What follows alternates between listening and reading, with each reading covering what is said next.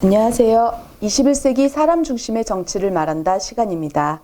오늘 이 시간 부산시장 보궐선거에 출사표를 던진 정규재 후보님 모시고 얘기 나눠보도록 하겠습니다. 안녕하세요. 네, 안녕하세요. 네. 네, 후보님 이번 부산시장 출마 선언하셨어요. 네. 혹시 출마하신 계기가 궁금한데요. 출마를 결심하게 된 저는 평생을 언론 기자를 해왔습니다.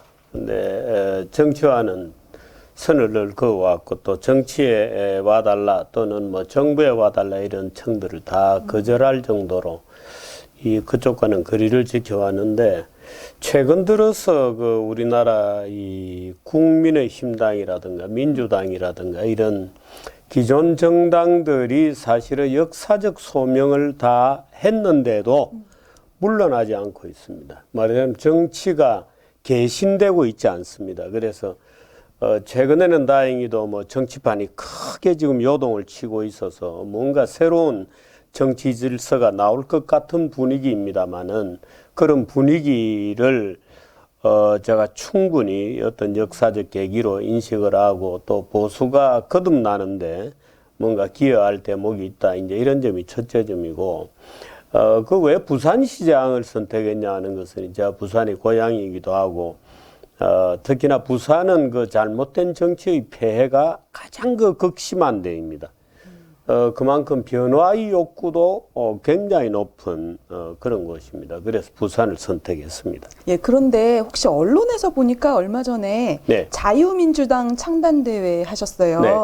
그래서 좀 약간 그 보수, 진보 네. 둘 중에 이제 어느 성향에 더 가까운지 정치 이념 성향이 약간 궁금하거든요.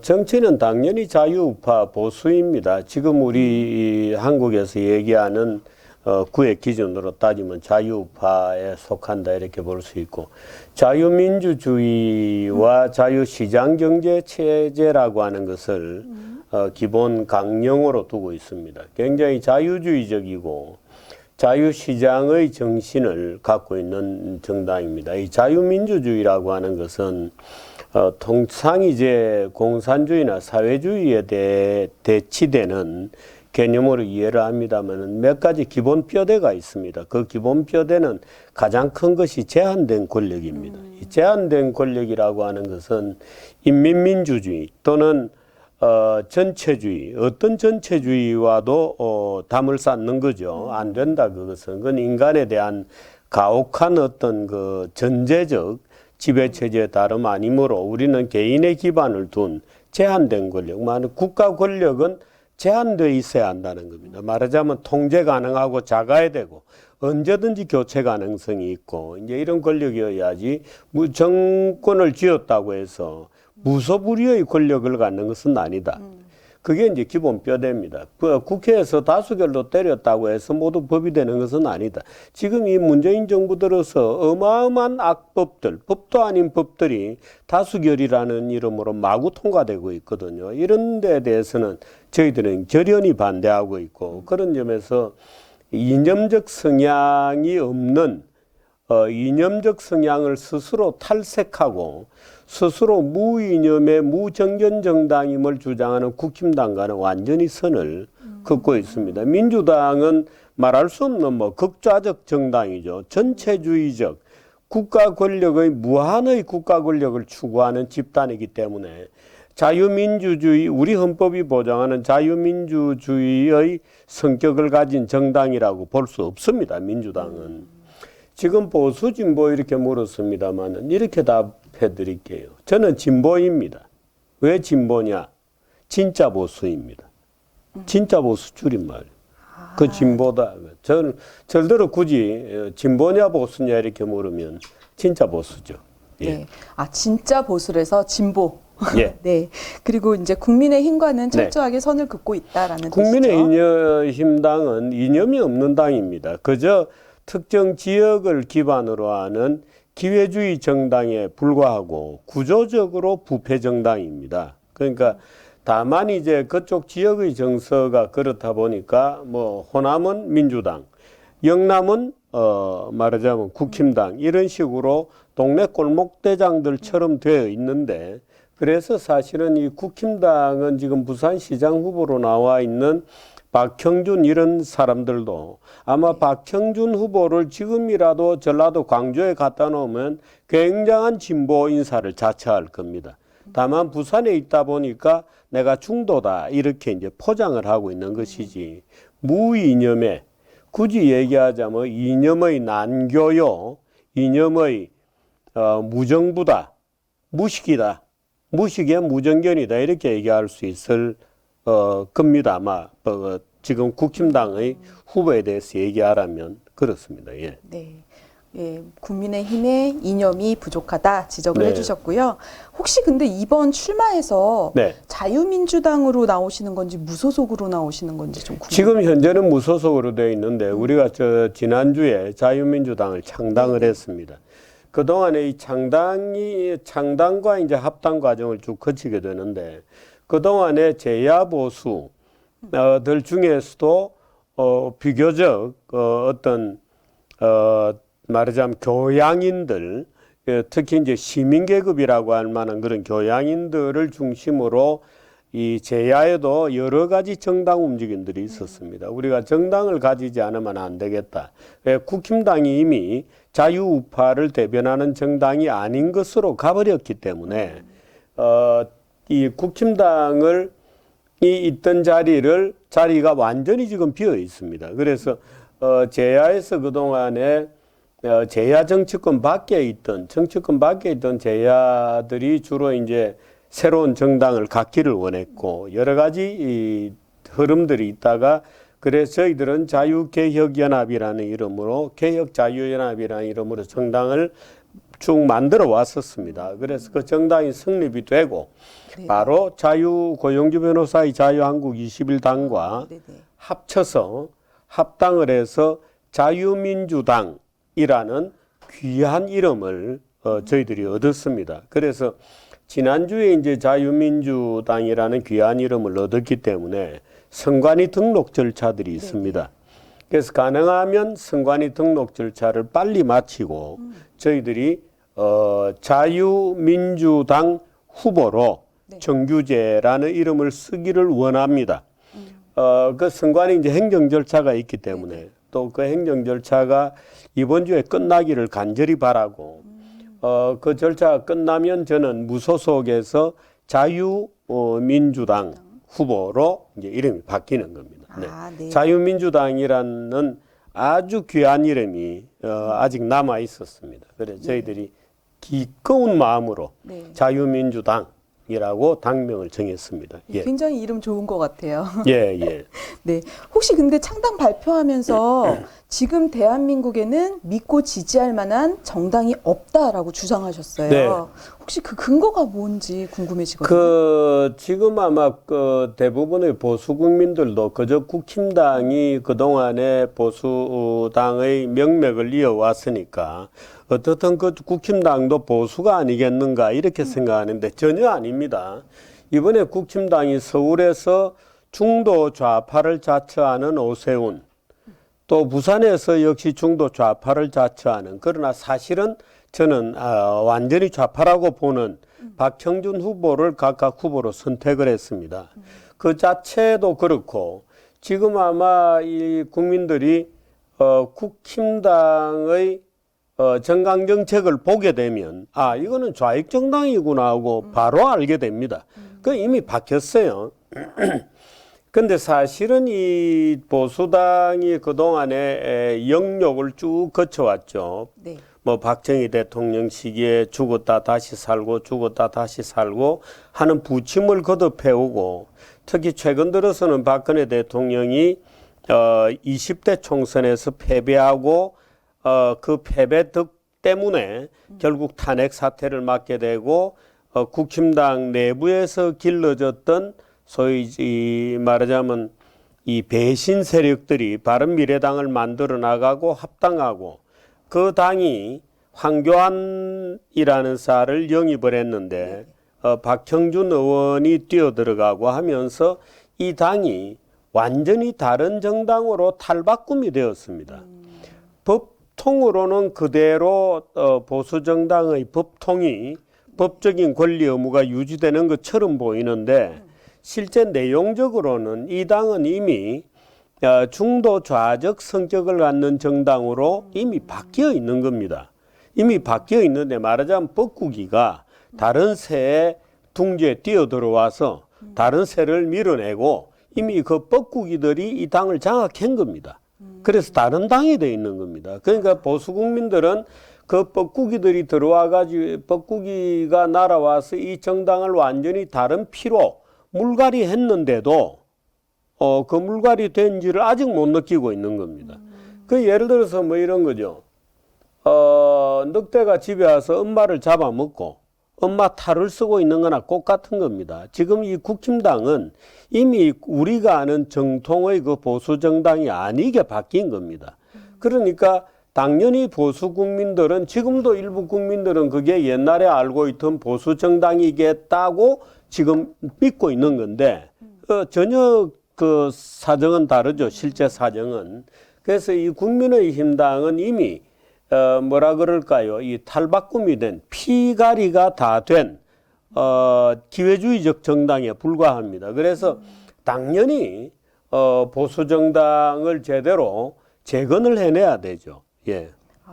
그럼 국민의힘은 국민들이 네. 많이 보수로 알고 있지만 그 중도자적 보수당이 성격이 아닙니다. 예. 이미 강하다. 저 김종인이 대표지 않습니까? 네. 김종인이 대표고 무슨 뭐 다 배신자들의 정당이잖아요. 다 등대에서 칼 찌르는 배신자들의 정당이고 다 탄핵파들이고 자유민주주의의 자유민주성을 가진 국회의원이 거기 찾아보기 어렵죠. 입만 열면 중도를 떠들고 있는 자들이고 지금 서울시장 후보, 부산시장 후보가 모두 그런 자들이고 박형준 같은 경우에는 사회혁명을 꿈꾸던 논문을 쓰고 이랬던 자입니다. 아직까지 전향한 적이 없습니다. 공식적으로 전향한다는 얘기를 한 적도 없고 교수라면은 자기의 사상을 논문으로 쓰는 직업이거든요. 그런데 논문을 쓴 적이 없습니다. 그 전향한 논문이 사회혁명을 노동자여 단결해서 이 지배체제를 깨부수자 이런 논문은 썼지만 그 말하자면 자유민주주의의 시스템이라야 한다. 나는 그렇게 생각한다는 논문을 이때까지 쓴 적이 없습니다. 그러니까 아직 전향이 안 된 사람이고 지금 이렇습니다. 지금 민주당의 부산시장 후보가 김영춘이잖아요. 네. 그 김영춘하고 박형준은 같은 운동권 서클 출신입니다. 같은 운동권 서클 출신이고 박형준이가 김영춘을 그 운동권 서클에서 지도하는 관계였죠. 그러니까 말하자면 둘 다 386 운동권들입니다. 근데 그 386 운동권이 지금 대한민국의 권력을 쥐고 완전히 엉망으로 지금 만들고 있잖아요. 그런데도 몸을 숨기고 간판을 바꾸어서 나는 국힘당이다 하고 지금 나와 있는 겁니다. 그 김영춘도 386 운동권이에요. 그 김영춘은 주사파 운동권입니다. 더더군다나. 예를 들어서 박형준 같은 경우에는 전통 마르크스 운동권이라고 볼 수 있는데 이 사람들이 지금 그대로 말하자면 부산에 있으면서 말하자면 중앙 권력에 뛰어들지 않았다는 것만으로 뭐 사실은 중앙 권력에 뛰어들기도 했습니다만은 지역에 출마를 했기 때문에 마치 이때까지 뭐 아무 일도 안 한 것처럼 지금 출마해 있는데 이 사람들이 지금 대한민국의 시대적 과제가 지금 386 운동권을 빨리 드러내는 거거든요. 386 운동권의 집단적인 논리가 바로 그 인민민주주의적 세계관을 갖고 있는 겁니다. 그런데 그 인민민주주의적 세계관을 갖고 있는 자들이 지금 부산에 가서 난데없이 여야 후보랍시고 등장해 있는 거예요. 그 지금 대한민국의 시대적 과제가 386 운동권을 드러내는 겁니다. 그런데 지금 부산시장 후보의 유력한 후보라는 두 사람이 전부 386 운동권 출신이에요. 전향한 적도 없는 386 운동권들입니다. 부산 시민들은 아직 잘 모릅니다, 이 사실을. 그저 국힘당 후보니까 보수 후보 중에서도 약간 뭐 진보 색깔이 있는 그 사람이구나 이렇게 아는데 이 장본인들이 바로 386 운동권의 핵심들이었다. 제거되어야 할 시대적 과제 문제인데 제거되어야 할 사람들이 지금 등장해서 지역 공약을 마구마구 던지면서 가덕도를 비롯해서 지역 공약을 마구마구 던지면서 마치 자기들이 시대를 뭔가 담당할 수 있을 것처럼 주장하고 있는 겁니다. 그 다음 대선도 마찬가지고 소위 386 운동권, 소위 민주화를 주장하는 민주화 건달들을 우리 정치에서 드러내는 것이 우리 시대의 지금 과제예요. 그런데 지금 오히려 거꾸로 가고 있는 거죠. 부산은. 그래서 이게 이름이나 국힘당이다 이런 것들이 주는 오해가 지금 관철되고 있는 겁니다. 그러니까 가짜 이름을 걸어놓고 있는 겁니다. 양두구육이죠. 예? 양머리를 걸어놓고 지금 돼지고기를 팔고 있는 겁니다. 개고기를 팔고 있는 거죠. 그러니까 이래서는 안 되는데 어떻든 부산 시민들이 빨리 이 사실들을 인지해 주시기를 바랄 뿐이죠. 그러면 지금 부산의 여야에 대한 민심은 어떤가요? 지금 부산 자체는 보수적 흐름이 지배하고 있습니다. 그래서 무조건 국힘당 후보여야 한다는 분위기들이 굉장히 많죠. 그러니까 박형준이라고 하는 개인이 갖는 비호감에도 불구하고 그래도 국힘당이니까 찍어주자 하는 분위기들이 굉장히 많아서 현재는 박형준 후보가 뭐 많은 여론조사에서 굉장히 두각을 나타낸다고 언론들이 보도하고 있어요. 그 다음에 이제 민주당 후보고 저 같은 경우에는 아직까지 지금 언론들이 일단 양당의 양자 대결이다 이렇게 몰아가고 있는 중이거든요. 그런데 저는 주로서는 양자 대결이 아니고 삼자 대결이라고 하는 프레임으로 바뀌기를 바라고 있고 바꾸려고 열심히 노력하고 있죠. 네. 예, 근데 사실 지금 뭐 여론상으로 보면 네. 말씀하셨지만 국민의힘 박형준 후보하고 네. 또 민주당의 이제 김영춘 후보에게 집중되고 있는 느낌은 들어요. 네. 그런데 이제 그리고 또 이제 박형준 후보가 일강구도도 이제 내비치고 있는데 일강구도인데요. 그게 어떻게 생각하세요? 이 아마 곧 무너질 겁니다. 왜냐하면 국힘당은 여러분들이 아시듯이 이미 역사적 소명을 다해서 망하는 과정에 있습니다. 아마 그 망하는 과정이라는 게 부산까지 소식이 전달되는데 조금 시간이 걸리는 모양이죠. 예를 들어서 망한다는 이런 겁니다. 국힘당은 지금 망하고 있는 정당입니다. 왜? 서울시장을 못 냅니다. 오세훈 후보가 나와 있습니다만은 안철수라고 하는 더 큰 빅네임이 있죠. 그러면 서울시장이 못 됩니다. 국힘당에서. 만일에 부산을 잃어버리게 되면 국힘당은 그대로 와해될 수밖에 없습니다. 부산을 잃어버리게 되면 와해됩니다. 저는 그 일을 하러 나온 겁니다. 국힘당을 빨리 역사의 과거로 돌려주는데 제가 기여하려고 나온 건데 물론 부산을 완전히 건져 올려야 되겠다. 부산을 살리자 이런 것도 있습니다만은 그거는 부산의 낡은 국힘당 지배 체제하고 양당 구조를 드러내지 않으면 저는 부산의 민주당과 국민의힘당이 소위 부산을 침몰시키는 양대 골목대장들이고 부패 세력이라고 보는 거거든요.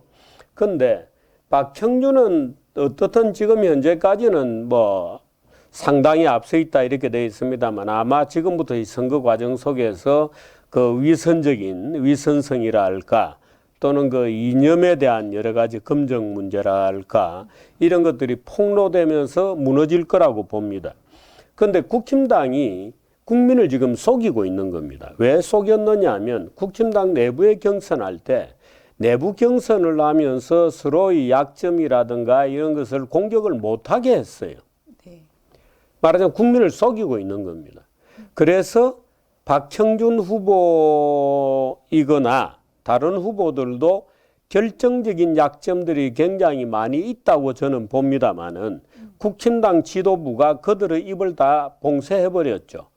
그래서 바보 같은 얘기만 떠들다가 토론회를 끝나고 박형준이 1위로 후보가 된 겁니다. 그래서 이제는 그 말하자면 가면극이 끝나고 이제 본선거에 들어가기 때문에 이제는 박형준이가 리얼리티가 정체가 여지없이 폭로될 거라고 저는 보고 있습니다. 네. 그러면 그렇게 되면 바뀌게 되죠 분위기가. 그럼 후보님께서 네. 국민의힘으로 이제 후보 나왔으면 어떠실 것 같은지? 국민의힘당에서 저 같은 사람을 후보로 영입하지 않죠.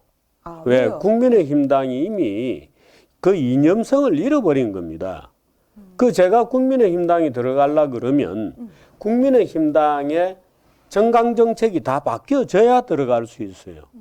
국민의힘당은 내 사상, 정규제의 사상, 정규제가 대한민국을 이렇게 바꾸겠다. 정규제가 부산은 이렇게 바꿀 수 있겠다라고 하는 그게 이념의 뼈대이거든요. 이념이라는 것은 일하는 방법의 총하입니다. 야, 이념 얘기하지 마라. 왜 낡은 색깔론 얘기하냐. 천만의 말씀입니다. 이념은 너무나도 중요해서 너의 이념이 무엇이냐에 따라서 네가 앞으로 어떻게 살아왔고 그동안에 앞으로 어떤 일을 하게 될 거라는 큰 흐름이 이념으로 표현되는 거거든요. 너 왜 이념에 대해서 묻느냐 이런 얘기는 뭔가를 속이고 있는 자들이 하는 말입니다. 그래서 국민의힘당에 제가 들어가려면 국민의힘당 정강정책을 고쳐라. 당연히 고쳐야 되죠. 김종인이가 국민의힘당 대표다? 나는 못 받아들인다 이겁니다. 김종인이가 어떤 자입니까? 그 김종인은 난 못 받아들인다. 김종인이가 대표를 하는 동안에 저 당은 보수당이 아니죠. 유승민이 같은 등지에 칼 꽂은 자들이 네. 예를 들어서 뭐 지금 등지에 칼 꽂은 자들이 전부 아닙니까? 국힘당의 주력이 그런 상황에서 제가 그건 못 받아들이죠. 네. 국힘당은 이미 보수당이 아니다. 민주당의 이중대요. 이번에 가덕도법 같이 통과시키는 거 보세요. 민주당의 이중대고, 예? 공수처법은 뭐 반대하는 신용은 좀 했습니다만은 다른 모든 악법들도 다 4.3 특별법 이런 거 합의하에 통과시켜 준 겁니다. 4.3법이 뭡니까? 4.3법이라는 것은 4.3 폭동, 4.3 폭동은 아닙니다. 4.3은 뭐 적어도 반란이라고 봐야죠. 4.3이라는 것은 대한민국이라는 국가가 태어나는 것을 저지하기 위해서 남로당들이 말하자면 북한의 김일성 정권을 남한에 수립해야 되는데, 예? 북한의 김일성 정권을 남한에 수립해야 되는데 이승만 대통령이 대한민국이라는 멋진 나라를 만들려고 하는 거예요. 그래서 이제 선거를 해야 되는데 그 선거를 못하게 하려고 남로당이 반란, 테러, 악의적으로 선동을 하고 사람을 죽이고 반란을 만들어낸 거거든요. 그러니까 4.3 반란 사태라고 규정되는 게 맞는데 그것을 마치 국가 권력에 의한 무고한 시민들을 학살한 사건인 것처럼 뒤바꾸는데 국민의힘당이 협조해 준 겁니다. 그 국민의힘당은 대한민국의 정통성을 인정하고 있는가? 4.3 특별법을 합의하에 통과시킨 거 보면 아니다 이겁니다. 그 주호영이라는 원내대표는 이승만 대통령이 런승만이다. 6.25 때 도망갔다. 이렇게까지 얘기를 했어요. 근데 6.25 때 도망간 거는 김일성이가 도망간 겁니다. 6.25 때 도망간 지금 6.25 한강이 이남으로 말하자면 이승만 대통령이 후퇴한 것을 가지고 도망갔다고 표현하는데 만약 그 얘기는 후퇴하지 말고 인민군에게 잡혀서 포로가 되고 대한민국은 태어나지 말았어야 되고 대한민국은 적화되었어야 한다고 하는 주장이 다른 게 아니에요.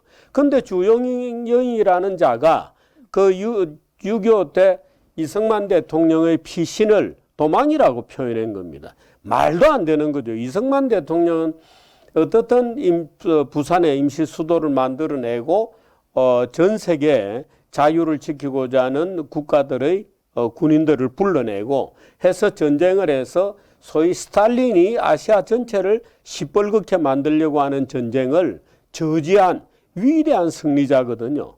그 위대한 승리자를 주영이라는 자가 런승만이다라고 폄훼하는 저 정당에, 예? 저 정당을 어떻게 둬야 됩니까? 저 정당을 나는 용서할 수 없죠. 그 정규제가 저 당에서 너가 와서 야 부산시장 시켜줄 테니까 들어와라. 택도 없는 소리죠. 예, 아우, 예.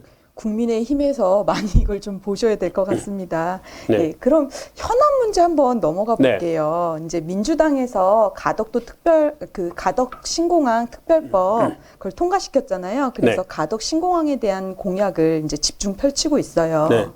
그런데 이제 또 그러면서 이제 여당 시장론을 강조하고 있고 또 부산 시민들은 그럼에도 불구하고 그 가덕 신공항에 대한 이슈에 대해서 이제 좀 시큰둥한 그런 반응을 보이고 있거든요. 가덕 신공항 특별법 그 부분에 대해서 어떻게 생각하는지. 가덕 신공항 예. 특별법은 그 대한민국 법률 체계를 모두 거스르는 악법이고 탈법적인 법입니다. 제가 아까도 그런 말을 썼습니다마는 국회에서 다수결로 통과시켰다고 무조건 그게 다 법이 되는 게 아니에요.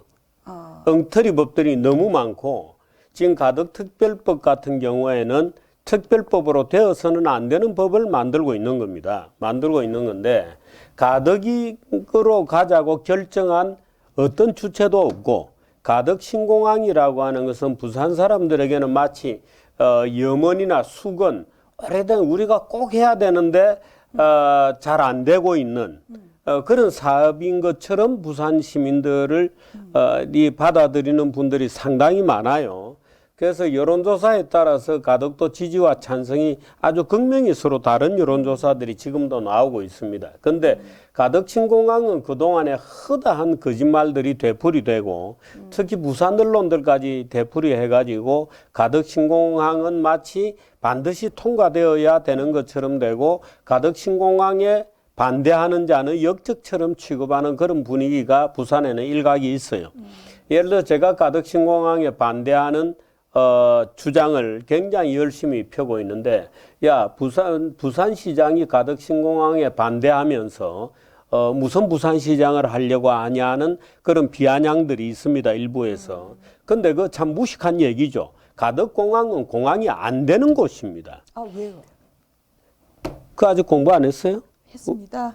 예. 우리 그 가덕 신공항은 흔히 가덕 신공항, 지금 부산시에서 가덕 신공항이라고 낸 그 조감도를 보면 외딴섬에 작은 활주로 한 개입니다. 그게 국제공항이 될 이유도 없고 그 한 개짜리 신공항이 만들어지더라도 이거는 부산 신항이 그 배후지에 있거든요. 부산 신항, 진해 신항들이 있는데 부산 신항, 진해 신항에서 빠져나오는 태평양으로 빠져나가는 그 수도를 가로막게 됩니다. 가덕 신항이. 그래서 부산에 있는 어떤 말하자면 참 제가 이런 말을 표현하자 사기꾼들이 마치 항구가 있고 공항이 있으니까 서로 시너지를 내는 것처럼 얘기를 하는데 그게 아니고 서로가 충돌하거나 상쇄하는 관계에 있는 겁니다. 공항이 되려 그러면 4km 반경에 장애물이 없어야 되거든요. 근데 요즘은 컨테이너선들이 65m, 70m 이렇게 됩니다. 그런 배가 비행기가 떠다니고 착륙하고 하는 동안에는 그 해역을 통과하지 못하게 되어 있습니다. 또는 그 해역을 통해 45m가 장애 기준인데 그 다 장애물이죠. 60m가 넘어가면. 그렇게 되면 공항이 되면 항만을 못 움직이고 항만이 되면 공항을 못 움직이는 상호 충돌의 관계에 있습니다. 절대적으로 수도 없는 요인에 의해서 예를 들어서 부산은 남풍이 70%, 80%거든요. 격렬한 남풍이 들어오고 한반도에 태풍이 상륙하는 바로 그 길목에 있는 게 가덕도입니다. 공항이 안 되게 돼 있습니다. 그래서 지금 이낙연 씨가 지금 총리 그만뒀죠. 그 이낙연 씨가 대통령이 되더라도 가덕공항은 포기하게 됩니다. 안 되게 돼 있는 겁니다. 그런데 안 되게 돼 있는 거를 일부 부산에 있는 제가 볼 때는 이 토지 부동산 업자들과 지역 토호들이 부산에는 지역 토호의 중심이 토목건설이거든요. 이런 업자들이 국민을 속이고 있는 겁니다. 그 시민을 속이면서 마치 가덕 신공항이 될 것처럼 끊임없는 얘기들을 만들어내는 일종의 야바위다 이렇게 봐야 되는데 그 짓을 저렇게 국민의힘당이 또 아뜨거라 쟤들은 가덕신항이라는 뇌물을 내놓는구나. 그 뇌물이 아니라 나중에 독약이 됩니다. 가덕신공항이 부산에 기여하는데 여러 가지 문제가 많은 게 아니고 지금 사람들은 질문은 이렇게 구성이 됩니다. 가덕신공항 거 하면 안 됩니다. 안 되게 돼 있습니다. 라고 얘기하면 그러면 너는 부산을 어떻게 살릴래? 이렇게 얘기하거든요. 그러니까 사람들이 굉장히 착각하고 있는 게 가덕신공항을 하면 부산이 죽는 겁니다. 그런데 가덕신공항이 안 된다고 얘기하면 야 그러면 너는 부산을 어떻게 살릴래? 가덕신공항을 안 하는 게 살리는 거예요. 안 해야 되는데 그건 안 되게 되어 있고 그 부산을 살리는 방법은 다른 방법이 있죠. 다른 방법들이 충분히 있는데 부산 사람들은 지금은 일단은 가덕신공항은 안 돼라고 얘기하면 그럼 너는 부산을 어떻게 살릴 거냐라고 묻는 이 도식이 일종의 프레임처럼 돼 있죠. 그 가짜 질문이거든요. 그 가덕신공항을 하면 마치 좋아질 거라는 전제를 깔고 야 좋아질 텐데 뭔가 문제가 있어. 그러면 어떻게 부산 경제를 살릴 건데? 라고 하는 질문이 말하자면 일종의 그 정형화된 정통의 질문인 것처럼 정상적 질문인 것처럼 시민들에게 인식되고 있어요. 그런데 가덕공항을 하는 동안에 가덕공항이 지금 부산시는 주장하기를 약 8조 원 정도 든다고 주장을 하거든요. 네. 터무니없습니다. 지금 예를 들어서 국토교통부는 28조 5천억 원이 들 거라고 주장하는데 28조 5천억도 예를 들어서 지금 활주로 하나 옮기는 거고 활주로 2개짜리 만들고 무슨 군공항도 이전하고 다 김해가 다 이전하는 비용으로 28.5조를 얘기하고 있고 부산시가 얘기하는 8조 원은 활주로 하나짜리 만들고 김해공항은 그대로 두는 것으로 하고 이제 만들어서 서로가 사기를 치고 있는 겁니다. 그런데 활주로 하나짜리 만드는 것도 제가 볼 때는 적어도 20몇 조씩 들어갈 겁니다. 2개짜리 만들라 그러면 훨씬 많이 들고요. 그렇습니다. 그 왜 그렇게 드느냐 하는 것은 예를 들어서 지금 우리 새만금도 마찬가지고 인천공항 같은 것도 매립 사업이었거든요. 그런데 그건 불과 1m짜리 매립이었습니다. 그런데도 공사비가 거의 2배 가까이 들어갑니다. 공사비가 거의 2배 가까이 들어갑니다. 그런데 가덕공항의 경우에는 태풍이 오는 길목에 있는 수심 20m, 부분적으로는 40몇 m짜리도 있다 그래요. 수심 20m에 이르는 태풍 지역에 설치하는 매립 사업이기 때문에 무조건 몇 배씩 더 든다고 봐야 됩니다. 새만금이 공사비가 거의 4배 들었거든요. 왜? 물살이 빠르고 조금 일이 있을 때마다 겨우 땅 밑에 모래와 자갈을 퍼부어 놓으면 바람 한 번 불면 다 떠내려가는 겁니다. 그러니까 부산은 그 태풍이 길목에 있기 때문에 나중에 공사를 하다가 몇 번 유실되고 나면 돈이 든다. 야, 이거 누가 계산한 거냐? 때려 죽이라. 이렇게 되면 그때 아마 부산 사람들 중에 지금 찬성론을 펴는 사람들이 그때 반대하는 사람들이 옳았는데 어느 놈을 누구를 때려 죽여야 되냐 하고 찾아봤자 자기를 때려야죠. 자기가 그걸 지지했으니까. 안 되게 돼 있는 겁니다. 예, 우리 후보님께서는 가덕 신공항 네. 안 되게 되어 있다 예견을 해주셨고요. 네. 안 되는 이유에 대해서도 신랄하게 비판을 해주셨습니다. 그러면은 또 다음으로 한번 넘어가 볼게요. 사실 보궐선거가 오거돈 성비로 발생된 문제인데 네. 또 오거돈 전 시장에 대해서 또 친인척 가덕도 땅 투기 문제까지 또 터졌거든요. 예, 이 부분은 또 어떻게 생각하시는지 궁금해요. 오거돈 씨는 아마 돈이 많은가 봐요. 근데 그 친인척들이 이제 그 가덕도와 그 가덕도 공항의 저는 그렇게 안 봅니다만 수해를 보는 지역이라고 자기들끼리 주장을 하니까 수해 지역인 수해를 보는 녹산공단 이런 데 땅이 어마어마한 땅이 있다 그럽니다. 1,000억이 넘는 땅이 있다고 그러고 그렇게 이제 지금 논란이 되어 있고, 저는 지금 가덕도로 옮기자고 주장하는 사람들 중에는, 김해공항이 있는 그 지역에, 땅을 굉장히 갖고 있는 개발업자, 예를 들어서 부산의 에코시티라든가, 네. 에코델타시티라든가 하는 이 김해, 인천공항이, 김해공항이 있는 그 지역 밑에, 소위 부동산 개발업자들의 공통의 집요한 어떤 노림수가 있다고 보는 겁니다. 그러니까 가덕공항으로 김해공항을 가덕공항으로 옮기면 김해 땅이 금싸라기 땅이 되지 않을까. 이 김해는 부산에 있는 김해지, 경상남도 김해 말고 물론 같이 붙어 있습니다만은 김해공항 인근의 그 지역이 김해공항만 뜯어서 내쫓고 나면 금사라기 땅이 될 거라는 환상에 부풀어져 있는 거죠. 그러니까 끊임없는 그 업자들이 뒷돈을 대고 로비를 하고 움직이고 펌프질을 한다. 저는 그렇게 봅니다. 그런데 가덕공항은 안 되게 돼 있는 공항입니다.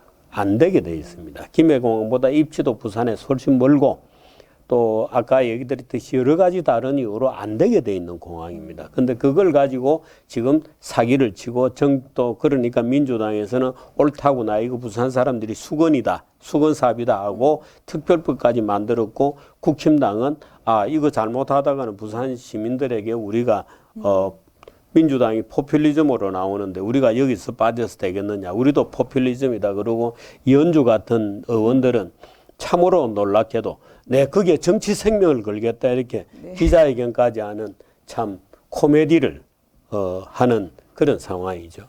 예. 네. 그 땅 장사들이 있습니다. 예. 네, 또 거기에도 또 숨은 의도가 있다라고 또 얘기를 해주셨고요. 그리고 또 이제 바로 터졌어요. LCT 특혜 분양 의혹 관련해서 이제 리스트도 나오고 있고 막 하는데, 또 국민의힘에서는 이게 이제 뭐 LH 부동산 투기와 뭐 이제 부정불패 물타기 의도다, 뭐 그렇게 주장을 하고 있고, 가짜 뉴스 돈다, 뭐 그런 얘기도 하고 있는데, 여야 모두 우선은 진실을 밝히자 분위기로 지금 돌아서서 진행되고 있는데, 이번 보궐선거에 이게 변수로 작용될까요? 수사가 안 될 겁니다.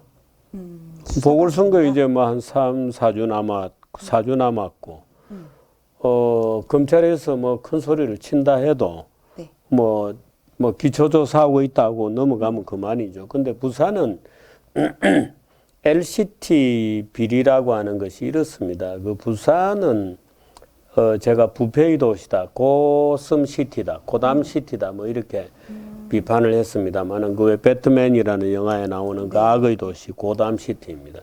부산은 지금 쇠락해가는 도시입니다. 아주 빠른 속도로 소멸 위기에 직면해 있다, 이런 평가를 받는 그런 도시입니다. 그런데 이 도시에서 지금 이 부산시의 경제를 돌리고 있는 게 뭐냐면 부동산입니다. 그러니까 땅을 사서 용도를 바꾸고 형질을 바꾸고 또 토지의 등급을 바꾸고, 그렇게 해서 어떤 건물을 짓고 용적률과 건폐율을 뽑아 올리고, 그래서 건폐율 뭐 900% 뭐 이런 식으로까지 만들어내고, 거기에서 부동산 차익이 엄청난 차익이 생기면 업자와 정치인들이 갈라먹고 이제 이런 겁니다. 그래서 그게 지금 그 LCT 같은 경우에는 부산에서 왜 논란이 되느냐면, 제가 이번에 그 공약에도 그런 걸 내걸었는데, 바닷가 해운대 모래사장에 딱 직면해 있는 곳입니다.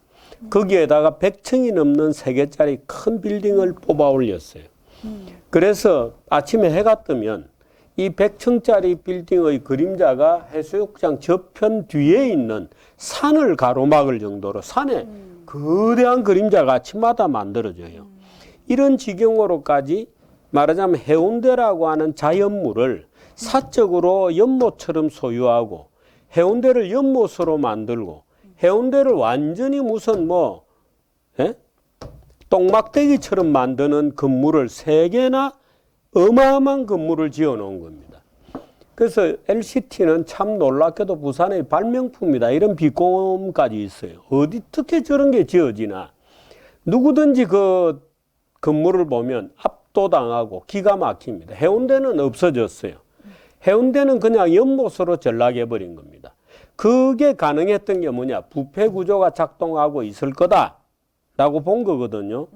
근데 거기에 이제 검찰에서 붙어서 수사를 했는데, 배덕광 전 의원, 해운대 구청장 출신이고, 정도가 법적으로 처리되는데 그치고 모든 것이 면죄부가 떨어진 겁니다. 저는 여도 있고 야도 있다고 봅니다. 그 당시에는 여당이 집권 시절이었기 때문에 여당에도 문제가 있다고 봅니다.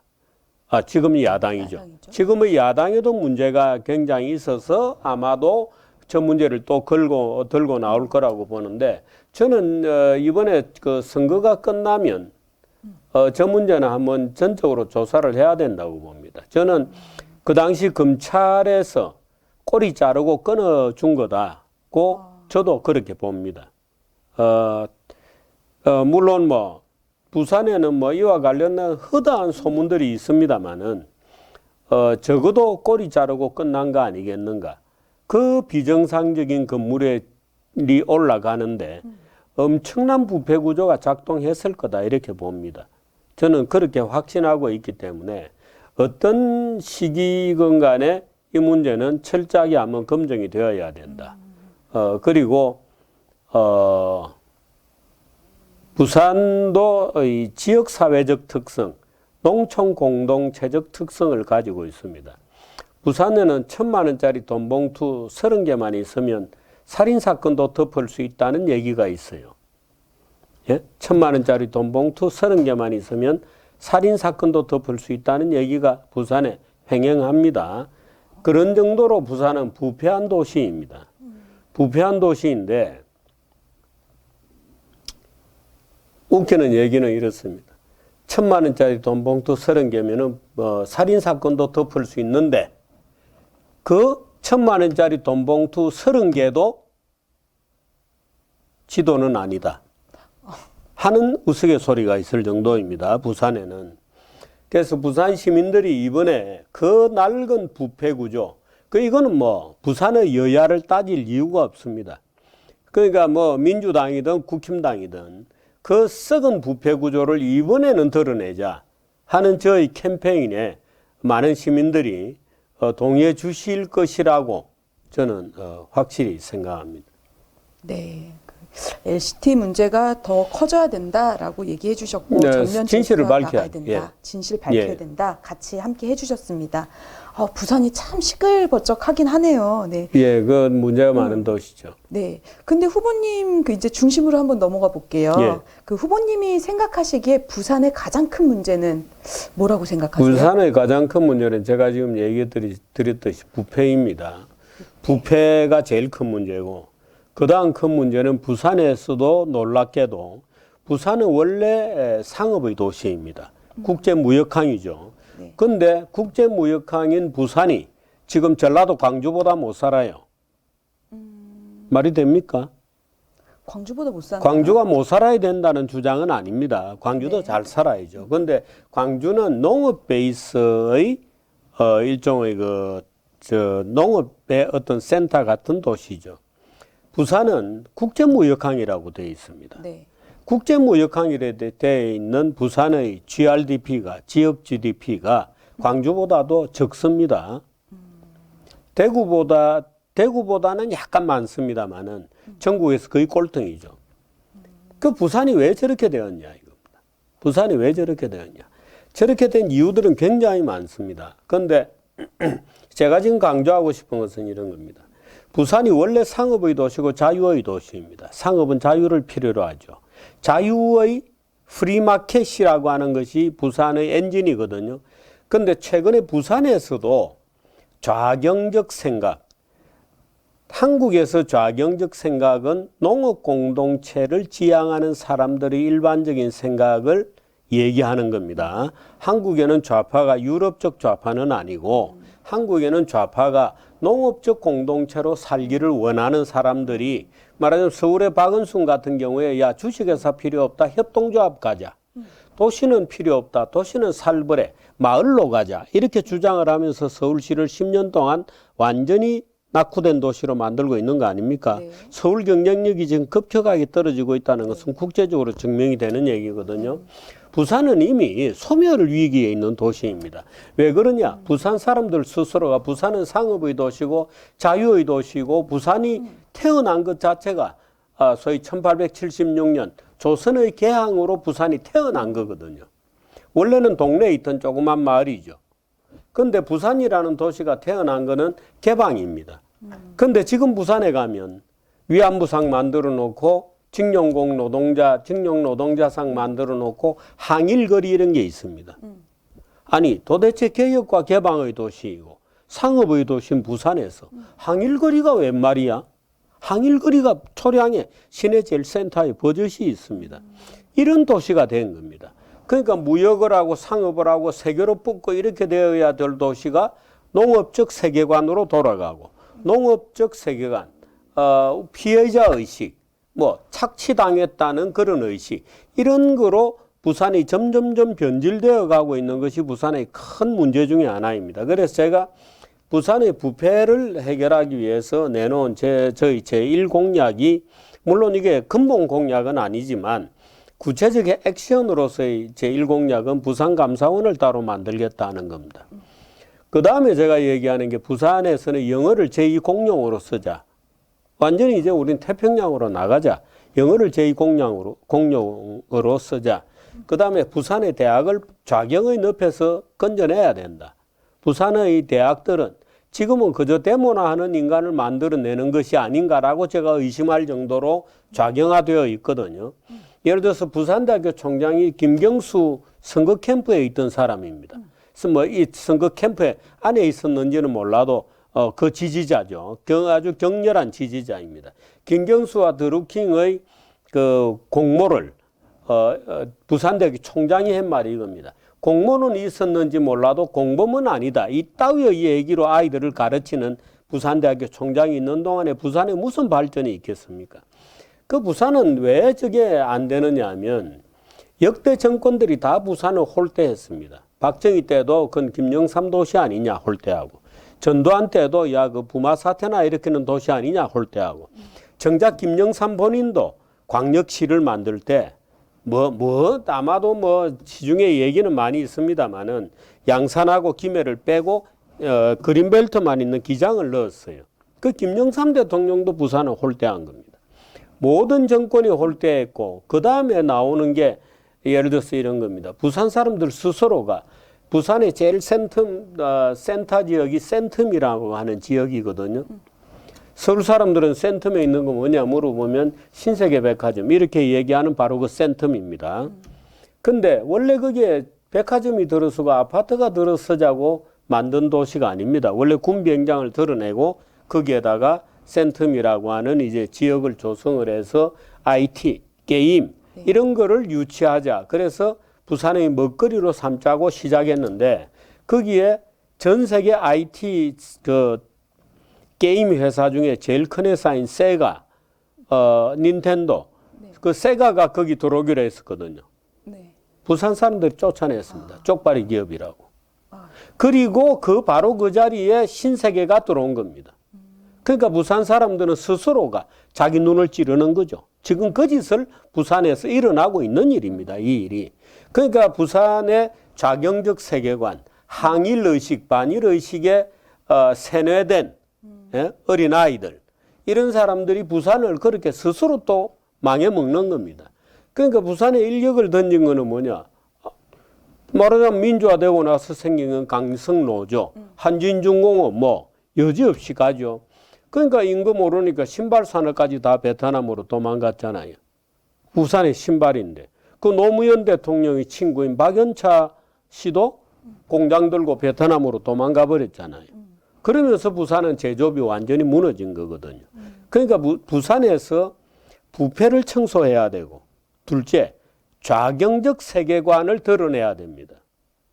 이것들이 아주 급한 그런 일이죠. 네. 그러면은 말해주셨는데 소멸 위기의 부산이다 얘기하시면서 네.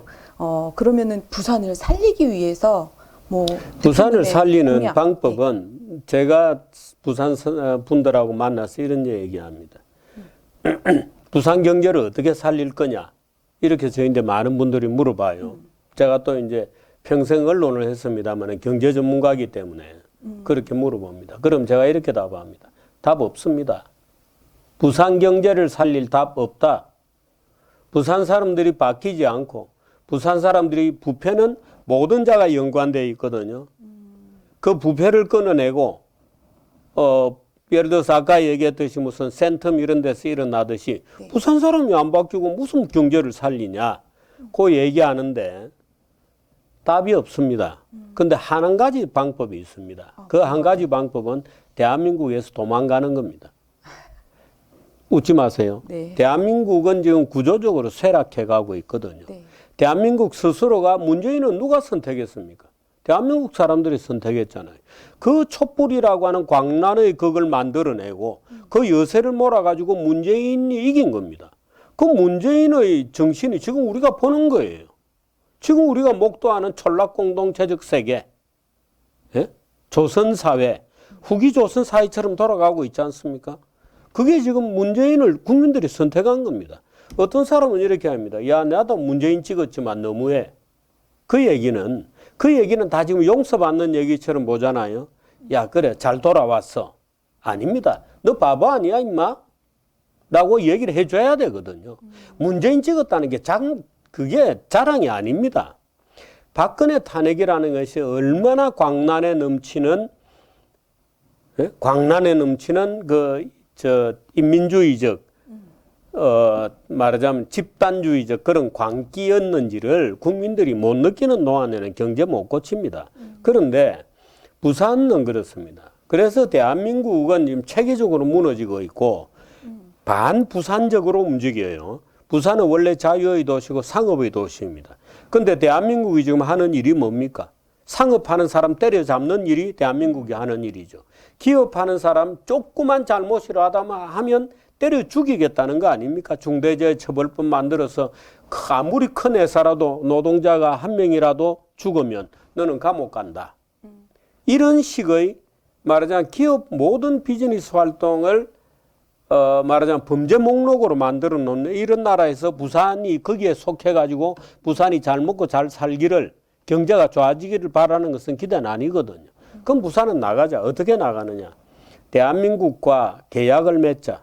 오케이. 외교, 국방, 안보 이런 문제는 대한민국에 귀속되고 부산도 대한민국이다. 그러나 특히 상업활동과 관련된 입법 또는 규제 이런 것은 우리 대한민국과는 다르게 하겠다. 그래서 대한민국과 예를 들어서 이런 겁니다. 오케이. 누구든지 부산에 기업을 들고 오면 상속세 이런 거 안 매기겠다. 이연해 주겠다. 기업 활동을 하는 동안에는 상속세를 안 매긴다. 말하자면 이런 규제죠. 온갖 종류의 규제법, 발전법, 진흥법 이런 것들이 700개 정도 되는데 부산에서는 그중에 한 절반만 적용하겠다. 부산에서는 중대재해처벌법 안 한다. 일반 형법으로 다스린다. 하고 부산이 자기를 규율하는 부산을 특별자치 또는 특별한 지위를 갖는 자유도시로 가는 길을 선택하자 우리는. 우리 대한민국의 규제망과는 따로 놀겠다. 부산은 개혁개방으로 가고 자유의 도시로 가겠다. 부산에서는 일정한 조건을 갖추면 예를 들어서 뭐 얼마든지 카지노를 해도 할 수 있게 해주자. 부산은 자유로 간다 이제. 금지된 것 말고는 다 본인이 알아서 하는 당국의 허가를 받는 게 아니고 금지된 것, 소수의 금지된 것, 그 금지도 풀어야 됩니다만 예를 들어서 지금 이렇습니다. 해운대 지역 전부가 게임 특구로 지정되어 있거든요. 안 돌아갑니다. 왜? 게임에 대한 규제가 말도 못하게 쳐져 있습니다. 그 게임 특구 지정하면 뭐합니까? 부산에 또 디지털 화폐 특구입니다. 예? 디지털 화폐 특구로 타면 뭐합니까? 돈 주면 뭐합니까? 모든 종류의 블록체인들 웬만한 거는 다 그야말로 참 블록돼 있죠. 그거 안 되죠. 안 돌아갑니다. 그러니까 이런 구조를 깰라 그러면 그야말로 한 가지 방법밖에 없다. 지금 부산은 모든 시장 후보들이 내가 대기업 유치하겠다 이러는데 노무현 친구 박연차도 공장 들고 베트남으로 도망간 도시인데 무슨 친구를 데리고 옵니까? 무슨 대기업을 데리고 옵니까? 불가능합니다. 그래서 부산은 오로지 하나의 단한 대한민국에서 뛰어내린다 이제는. 대한민국 파산하는 뱀으로 대한민국에서 우리는 하산하겠다. 우리는 태평양 국가들하고 놀겠다. 고도의 자치도시로 간다. 그렇게 해서 아이들 공부 열심히 시키고 부산은 제2공용으로 만들어서 유치원 때부터 영어 시술을 늘리고 해서 외국어 영어 하나는 부산에서 고등학교를 나오면 영어는 뗀다 하는 정도의 각오로 새 출발하지 않으면 부산은 답이 없습니다. 가덕도 이런 거 가지고 장난쳐봤자 되지가 않게 돼 있죠. 네. 그렇습니다. 그래서 제가 부산 감사원 만들고 로비 양성화법 만들고 부산도 시속 50km거든요. 전 시내가 그런 거 다 다시 60km, 70km로 돌리고 도시 자체를 정상화해야 됩니다. 도시를 이해하는 자가 도시의 시장을 해야지 농촌 공동체적 세계를 갖고 있고 야 빨리 다니면 뭐해 좀 천천히 슬로우시티로 살아 이런 사람들이 시장이 되면 곤란하죠. 그 이제 도시를 이해하는 도시는 속도고 도시는 높이 올라가는 겁니다. 또 이제 여러 가지 다른 원칙들도 있습니다만은 네, 뭐 대강 그런 것들이 저 이 공약의 뼈대를 이루는 것들입니다. 네. 자유입니다. 키워드는 네. 자유입니다. 네. 특별 자유 도시로 해서 네. 고도의 자치 도시로 만들겠다라고 예, 공언해 주셨고요.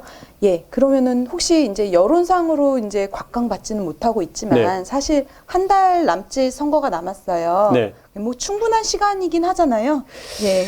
그런데 차별화된 강점. 제가 지금 뭐 분명히 이미 차별화되어 있습니다. 모든 후보가 가덕도 신공항 지지 찬성 격려거든요.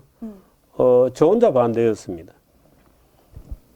길에서 나는 가덕도 공항에 반대한다는 피켓을 들고 또 그 밑에는 무상 감사원을 만들어서 부패를 청소하겠다는 피켓을 들고 제가 길거리에서 뭐 엄청난 노력을 하고 있습니다.